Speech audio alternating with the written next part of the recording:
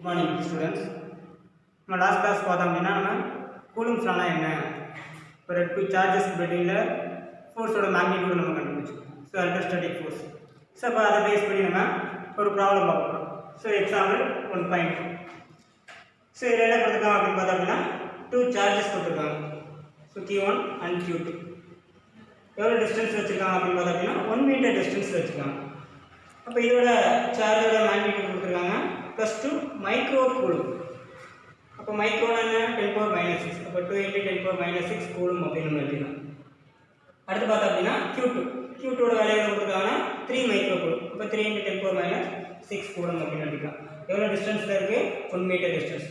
எவ்வளோ distance R = 1 metre அப்படின்னு நம்ம எழுதிக்கலாம். இப்போ ரெண்டுமே எப்படி இருக்குது, இதுவும் பாசிட்டிவ் இதுவும் பாசிட்டிவ். இப்போ பாசிட்டிவ் சார்ஜஸ் என்ன பண்ணணும் அப்படின்னு பார்த்தோம் அப்படின்னா என்ன பண்ணணும், ரிப்பல் பண்ணணும்.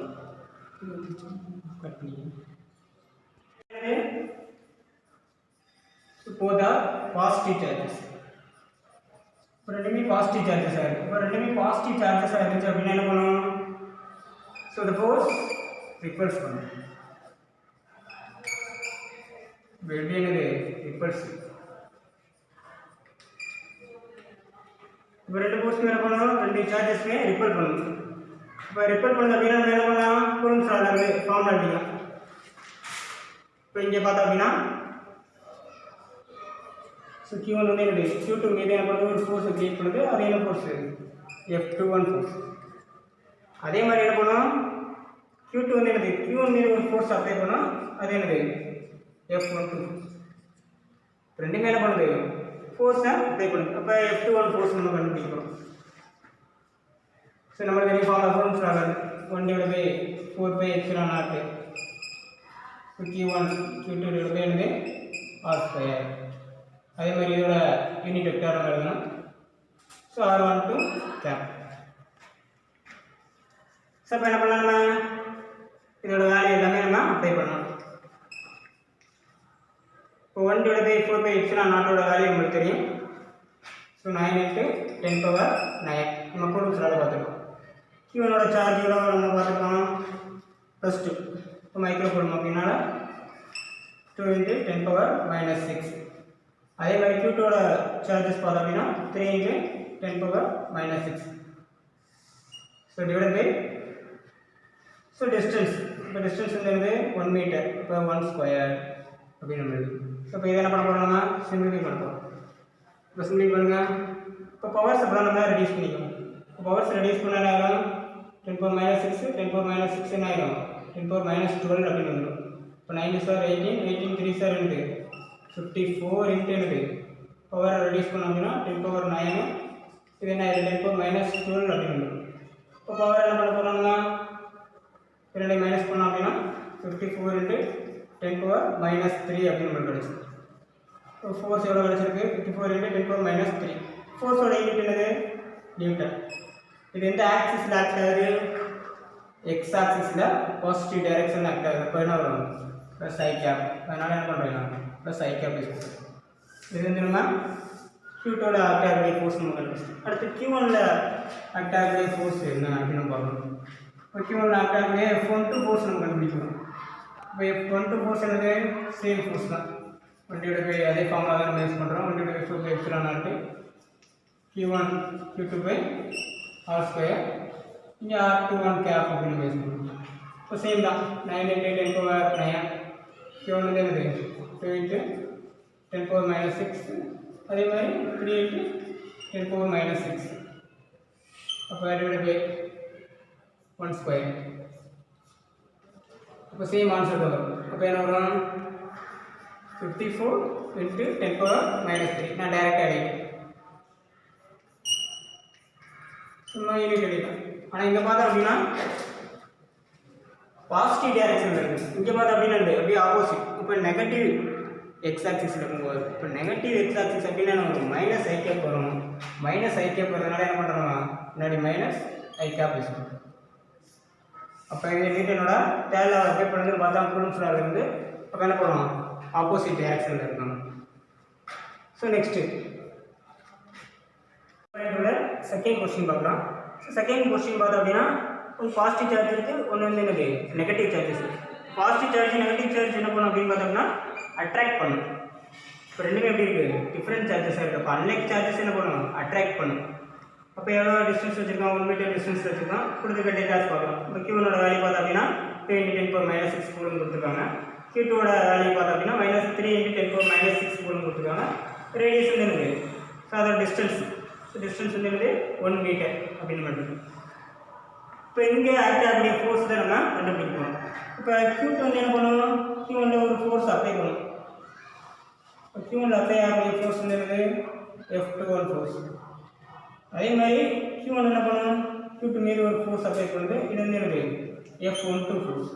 இப்போ இந்த ஃபோர்ஸை தான் நம்ம கால்குலேட் பண்ணுறோம். ஸோ எப்படி நம்ம கால்குலேட் பண்ணுறோம் அப்படின்னு பார்த்தோம்னா ஏற்கனவே பார்த்த மாதிரி தான். இப்போ F21 ஃபோர்ஸ் எப்படி எழுதிக்கலாம் அப்படின்னு பார்த்தீங்கன்னா 1/4/ε0 Q1 Q2/r². அதே மாதிரி R12 கேப். நம்மளுக்கு 9 × 10⁻9 வேல்யூ. அதே மாதிரி Q1ஓட வேல்யூ வந்து பார்த்தோம்னா 2 × 10⁻6. அதே மாதிரி Q2ஓட வேல்யூ வந்து பார்த்தீங்கன்னா -3 × 10⁻6 /1². அப்போ என்ன பண்ணுவாங்க, இதை அப்படியே மல்டிபிள் பண்ணிக்கணும். அப்போ என்ன வரும், -54 × 10⁻3 நியூட்டன் ஐ கேப் அப்படின்னு வரும். இது F21 ஃபோர்ஸ். ஸோ இதில் என்ன பண்ணலாம்னா F12ஓட ஃபோர்ஸ் நம்ம டேரெக்டாக எழுதிக்கலாம். ஏன்னா நம்மளுக்கு தெரியும் F12ஓட ஃபோர்ஸ் வந்து என்னது, நியூட்டனோட தேவைப்படி -F21 வெக்டர் அப்படின்னு எழுதிக்கலாம். இப்போ F12ஓட ஃபோர்ஸ் வந்து எழுதலாம் அப்படின்னு பார்த்தோம் அப்படின்னா டேரெக்டாக எழுதிக்கலாம். F21 ஃபோர்ஸ் வந்து நம்ம இங்கே கண்டுபிடிச்சிருக்கோம். மைனஸ் இன்ட்டு F21 ஃபோர்ஸ் வந்து என்னது, -54 × 10⁻3.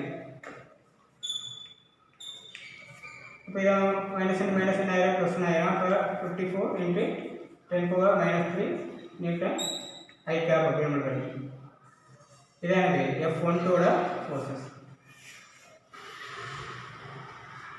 முன்னாடி பார்த்துருப்போம் நம்ம 2 சார்ஜஸ் பார்த்தோம் அப்படின்னா ஃப்ரீ ஸ்பேஸாக வேக்யூமில் நம்ம வச்சுருந்தோம். இப்போ பார்த்தோம் அப்படின்னா ஒரு மீடியத்தில் வச்சுருக்கோம். ஸோ என்ன மீடியம் அப்படின்னு பார்த்தோம் அப்படின்னா 2 charges are kept inside the water.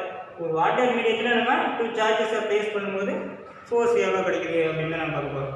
இப்போ வாட்டர் மீடியத்தோட ரிலேட்டிவ் பெர்மிட்டிவிட்டி எப்படி எழுதிக்கலாம் அப்படின்னு பார்த்தோம் அப்படின்னா வாட்டர் மீடியத்துக்கு εr-ஓட வேல்யூ தெரியுமா 80. இது கொஸ்டின்லேயே கொடுத்துட்டாங்க. அப்போ டேட்டா பார்த்தோம் அப்படின்னா Q1 சார்ஜஸ் வந்து 2 × 10⁻6 கூலும். Q2 சார்ஜஸ் பார்த்தோம் அப்படின்னா -3 × 10⁻6 கூலும். அப்போ இங்கே ஆக்ட் ஆகக்கூடிய ஃபோர்ஸஸ் நம்மளுக்கு தெரியும். ஸோ இது Q1 சார்ஜஸ், இது Q2 சார்ஜஸ். இப்போ இது ஆக்ட் ஆகக்கூடிய ஃபோர்ஸ் நம்ம ஏற்கனவே பார்த்துக்கலாம். F என்னது 21 ஃபோர்ஸஸ். இங்கே ஆக்ட் ஆகக்கூடிய ஃபோர்ஸ் வந்து F12 ஃபோர்ஸஸ் அப்படின்னு பார்த்துக்கலாம். இப்போ இதை பேஸ் பண்ணிங்கன்னா 2 ஃபோர்ஸஸ் நம்ம கண்டுபிடிக்கலாம். அப்போ F21 ஃபோர்ஸ் இதில் வாட்டர் மீடியம். அப்போ வாட்டர் அப்படின்னு நினைக்கிறேன். இப்போ நம்மளுக்கு தெரியும் ஃபார்முலா 1/4/ε. ஏன்னா இங்கே ஃப்ரீ ஸ்பேஸ் கிடையாது. ஏன்னா வாட்டர் மீடியம் எடுத்துக்கிறதுனால ஒரு மீடியம் எடுத்துக்கிட்டால் என்ன பண்ணணும், நம்ம பெர்மிட்டிவிட்டி வந்து எப்சிலான் தான் நம்ம யூஸ் பண்ணணும். அப்போ நம்ம சார்ஜஸ் Q1 Q2 r². இப்போ இதோட யூனிட் வெக்டர் பார்த்தோம் அப்படின்னா R12 கேப் அப்படின்னு மாதிரி. இப்போ இங்கே பார்த்தோம் அப்படின்னா எப்சிலானோட வேல்யூ நம்மளுக்கு தெரியும். எப்சிலானா என்னது, பெர்மிட்டிவிட்டி. பெர்மிட்டிவிட்டி எப்படி எழுதலாம், εr × ε0 அப்படின்னு நம்ம எழுதிக்கலாம். ஸோ இந்த ஈக்குவேஷனில் தான் நம்ம இங்கே அப்ளை பண்ண போகிறோம். அப்போ F21 வெக்டர் வாட்டர் மீடியத்தில் இப்போ எப்சிலான் பேர் என்ன பண்ண போகிறேன்னா εr × ε0 அப்படின்னா எழுதிக்கணும்.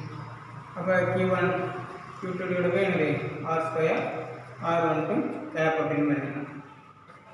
இப்போ இங்கே பார்த்தோம்னா 1/4/ε0 Q1 Q2/r². இந்த εr மறைச்சிட்டிங்கன்னா இந்த ஈக்குவேஷன் எப்படி இருக்குது அப்படின்னு பார்த்தோம்னா ஏற்கனவே பார்த்த ஈக்குவேஷன் மாதிரி இப்போ ஏற்கனவே கண்டுபிடிச்சா இந்த ஃபோர்ஸ். அப்போ என்ன பண்ணலாம்னா இதை F21 ஃபோர்ஸ் அப்படின்னு எழுதிக்கலாம். இதில் ஃப்ரீ ஸ்பேஸில் இப்போ F21 வாட்டர் மீடியத்தில் இதை மறைச்சிட்டோம் அப்படின்னா இது வந்து எனக்கு ஒரு ஃப்ரீ ஸ்பேஸில் இருக்கக்கூடிய அதோட ஃபோர்ஸ். அப்போ இதோட என்ன பண்ணலாம் εr அப்படின்னு நினச்சிக்கலாம். ஓகேவா. இப்போ F21 வெக்டர் எனக்கு εr அப்படின்னு நமக்கு கிடைக்கும்.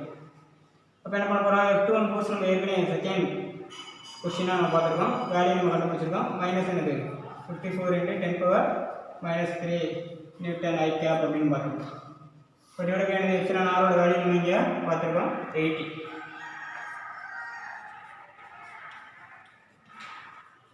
ஸோ இப்போ இதில் நம்ம டிவைட் பண்ணோம் அப்படின்னா 0. Minus 0.675 into 10 power minus 3 n I cap அப்படின்னு கிடைக்கும். ஸோ இதே இது பார்த்தோம் அப்படின்னா F12 ஃபோர்ஸ் என்ன வரும், அப்படியே ஈக்குவல் அண்ட் ஆப்போசிட் அப்படி தான் நம்ம பார்த்துருக்கோம். இப்போ F12 ஃபோர்ஸ் என்ன கிடைக்கும், ப்ளஸ் அப்படின்னு வரும். அப்போ 0.675 into 10 power minus 3 n I cap அப்படின்னு கிடைக்கும். ஏன், ஏன்னா ஈக்குவல் அண்ட் ஆப்போசிட்னால மைனஸ் இன்ட்டு மைனஸ் என்ன ஆகிடும், நம்மளுக்கு ப்ளஸ் அப்படின்னு நம்மளுக்கு கிடைக்கும்.